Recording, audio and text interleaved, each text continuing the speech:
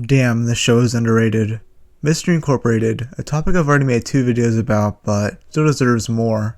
So today, I'm going to be going over the best and most compelling characters. Oh, and I ended up not using these characters. So don't be mad if you think one of them should have been on this list. Oh, and there'll be spoilers, so let's just begin. Take not my head or a curse on you. My body shall forever avenge the wrong you do. A curse? This day just gets better and better. Dr. Rick Spartan. I know he's only in like 2 episodes, but he's such a delight on screen. Rick is pretty much an oddball version of Indiana Jones, who goes on random adventures which occasionally crosses paths with Mystery Incorporated. I placed him on this list mainly due to his appearance in one of my favorite episodes in the series, Attack of the Headless Horror. We were introduced to Rick and his companions, his wife Marion and his assistant Kachinga. His relationship with both of them is so amusing. Kachinga is just so polite and polished, while Rick goes into things head first and causes trouble. Where you were? Why you not come when monster make bad? He ends up being cursed by the aforementioned Headless Horror, which strains his relationship and makes him rely more on Mystery Incorporated. This episode really shows off how he trusts people. Even though Kachinga is usually by his side, here he is not, making everyone else assume he's the Headless Horror. But of course, it turns out this was actually Marion, who he more easily forgives. Looking back, the best view of this character is in the classroom scene. He's supposed to be teaching biology, but instead retells his adventures in the jungle. He dismisses the class early like a true Chad, and some nerd challenges his authority. Class dismissed. But there's 45 minutes left. Kachinga! I said class dismissed!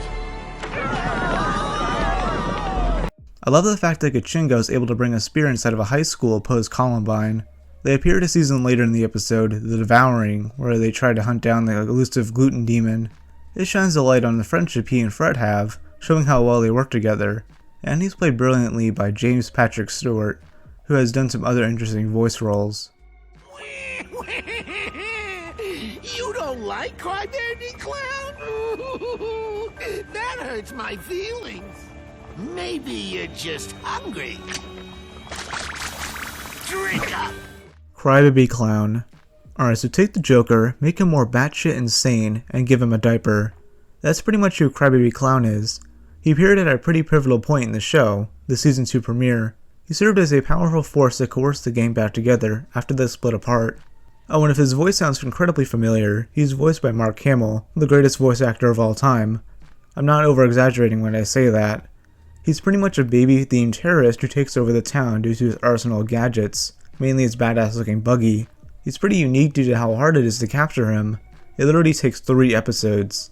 You all know me. You know how I earn a living. I'm a bad clown. Stopping me ain't gonna be easy. Things get pretty heated in The Night the Clown Cried 2, Tears of Doom, where he starts kidnapping random citizens of Crystal Cove.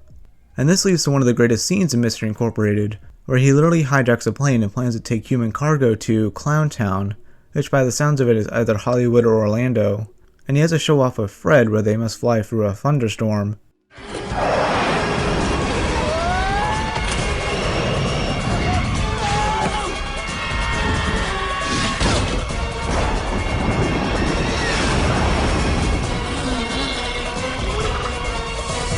He eventually gets defeated, but it took a lot of effort to do so. It turns out he was actually Baylor Hotner, an obvious parody of a certain dog boy. And honestly, his plan was pretty grand. He wanted to make his own Crybaby Clown movie and went to Crystal Cove for research. Along with that, he kidnapped an entourage, which included his girlfriend Daphne. But yeah, he for sure is one of the best villains on the show.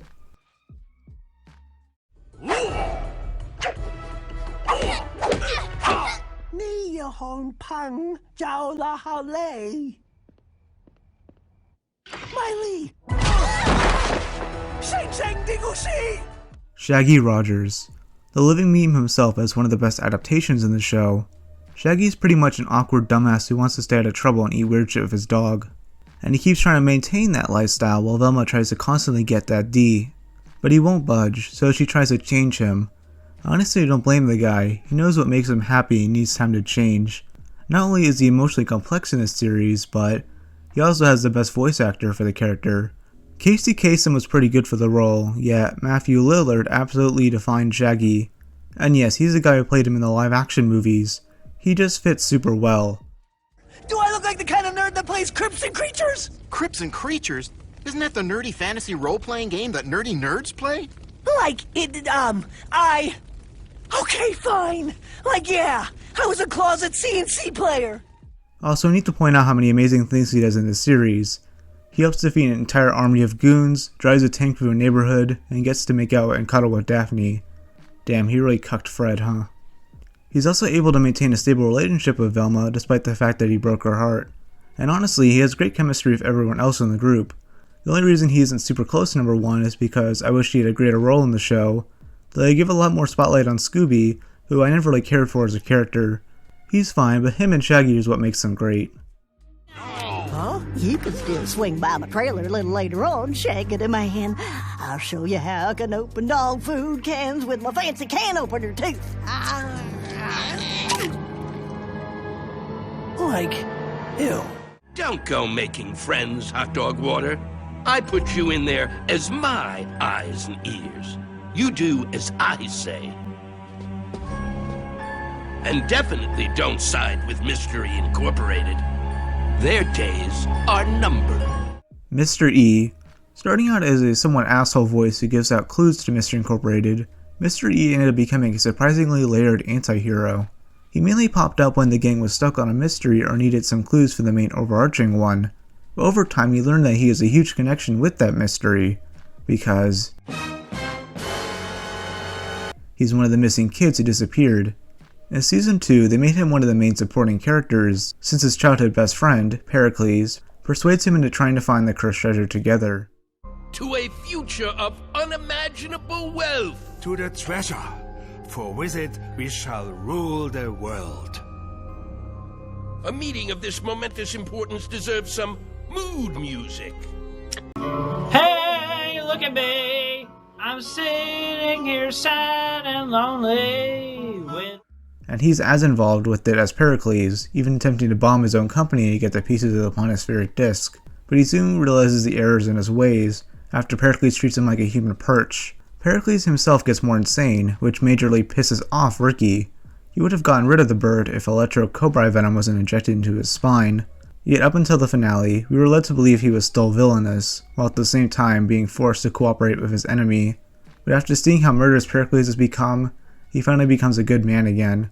He actually saves Mr. Incorporated before his death, redeeming himself. Now that's character growth. Way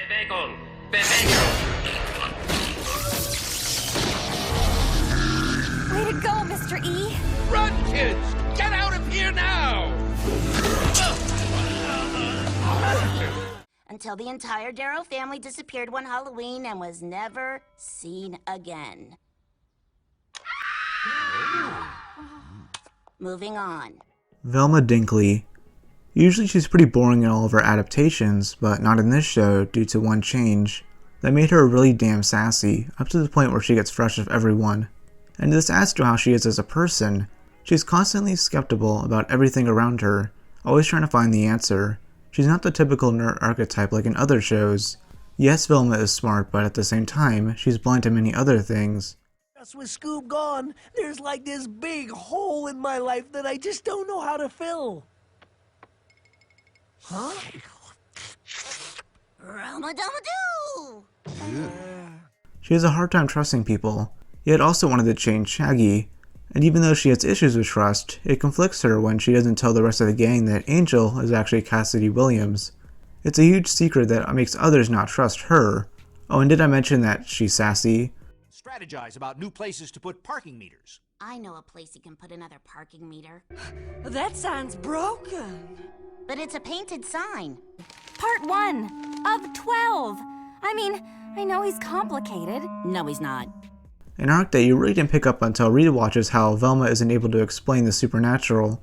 She always believes the supernatural is fake since it's usually just a guy in a Halloween costume. With all these weird events happening, she begins to break down. But she learns to go with the flow by the end of the series.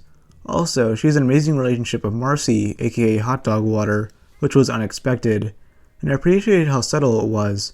Her voice acting was great for this show, being Mindy Cohn. I legit hate the new voice actor. She just took away the charm this series had. Pretty rough since Shag and Velma broke up. By Grabthar's hammer, Fred, the Rogers kid chose a dog over a girl. What's he thinking? This isn't some reality show. Now, I've dreamed of the day you'd be humiliated by my fraternity. Don't blow this for me. Fred Jones Sr. The mayor of Crystal Cove during its first season, he's pretty much acted as a roadblock in the solving of mysteries, yet has a good reason to. These monsters contributed to the fame of the town and acted as tourist traps, but he isn't overbearing about it and is usually lots of fun. The guy radiates a lot of positive energy even when putting his son down for his dumb hobbies. A change I like is that later in the season, he starts relying on the game since these monsters cause more harm than good. Yet we soon see small glimpses into his more sinister side. It's hinted lightly that he's looking for the disc pieces too, with one hidden by his bed. This all comes to a head during the season 1 finale, All Fear the Freak. We get this really nice bonding moment between him and Fred Jr. Sorry, I just wanted to say goodnight. Oh, I'm sorry, Fred. I shouldn't have snapped at you. Despite your obsession with your goofy little mystery club, I do love you, son. I hope you know that. I do. It gets ruined though when his son finds some very suspicious belongings. Oh, and they get arrested. We are also introduced to Mayor Jones' alter ego, the Freak of Crystal Cove, a mysterious deformed being who sets off to steal Mr. Incorporated's disc piece. As a villain, he's just alright, but the twist is what makes him one of the best villains on the show, alongside Krabby B. Clown. Fred learns that his father is a freak, and is the reason the original Mr. Incorporated disappeared, and the bigger twist is that he isn't his real father. Fred Jr.'s original parents are part of the original Mr. Incorporated group, and he pretty much illegally adopted him. What a glorious scandal. Yet I'm glad this isn't the last time we see him. Fred finally gets closure on the whole thing in the episode Nightmare in Red. He meets the good part of his father in a dream world. Mayor Dad explains that he might have been hard on him, but having Fred as his son was always the best part of him. Gary Cole did a terrific job in bringing out the character's emotional range. I forgive you. You've always been and still are the only real father I've ever known. Leaping lake lilies, Fred. I am so proud of you. I want you to know that having you as my son was the absolute best part of my life. You were always the best part of me. Hold on there. According to my caller ID, this is Amanda Murphy's phone. Bronson, it's me! You kids never quit. And let me guess, you want to know if my refrigerator is running? Well, I'm no idiot. My refrigerator is right here.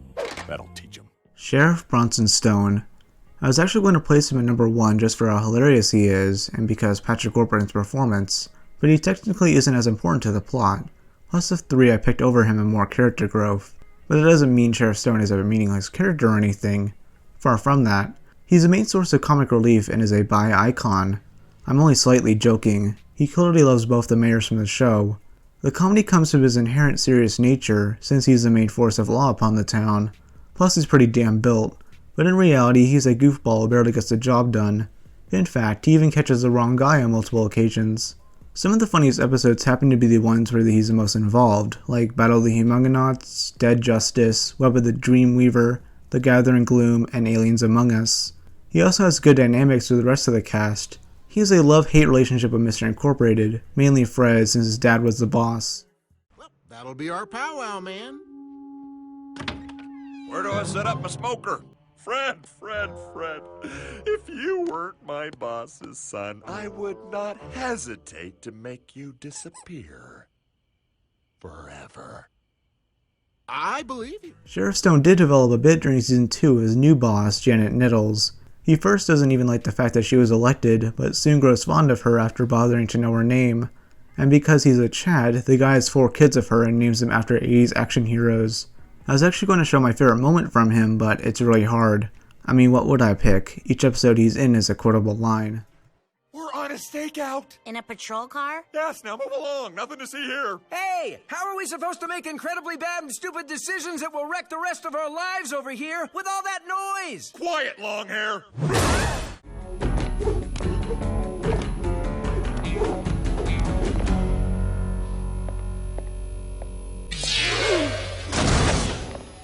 If I'd known this was all it'd take to get your attention, I'd have just rung the bell. Angel Dynamite. When the series started, it just seemed like she'd be a non-important side character that the gang would hang out with. But that quickly became false as she slowly grew into the show's most underrated character. To put it simply, she's badass, foxy, and doesn't give a shit about what you have to say. What really set her up as an important character was the reveal that she was Cassidy Williams, a member of the original Mr. Incorporated that disappeared. And this fact, along with Velma helping her hide it, caused a rift in the new Mr. Incorporated. Angel was one of the few adults who had their trust, and now she broke it. And understandably, the gang never truly trusts her again until the end.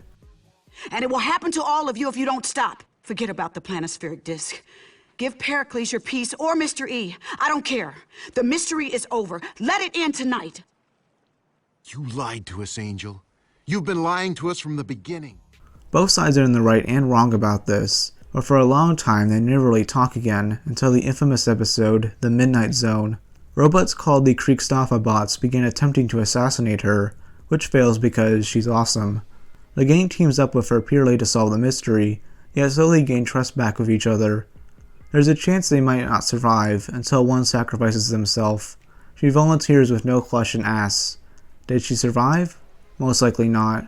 What we were talking about before, about regret? You weren't talking about me and Fred. You were talking about you and Mr. E. You loved him once, didn't you? What E and I had, we lost a long time ago. Don't make the same mistake I did. Angel's death was a turning point in the series, as the tone became slightly darker. She is such a big, yet not as well discussed role in Mr. Incorporated. Again, very close to number 1. Also, come on, she was played by Vivica A. Fox, you know, from Cool Cat Saves the Kids. Amazing. Wow, Vivica.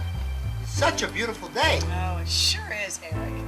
And where is Cool Cat? There he is.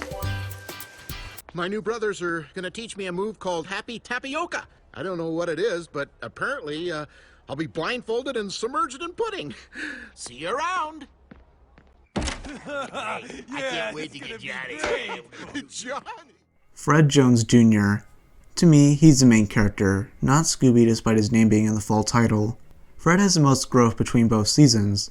He starts out as a dim-witted trap-obsessed hunk who keeps friend-zoning Daphne, but not too long after, he starts developing feelings for her.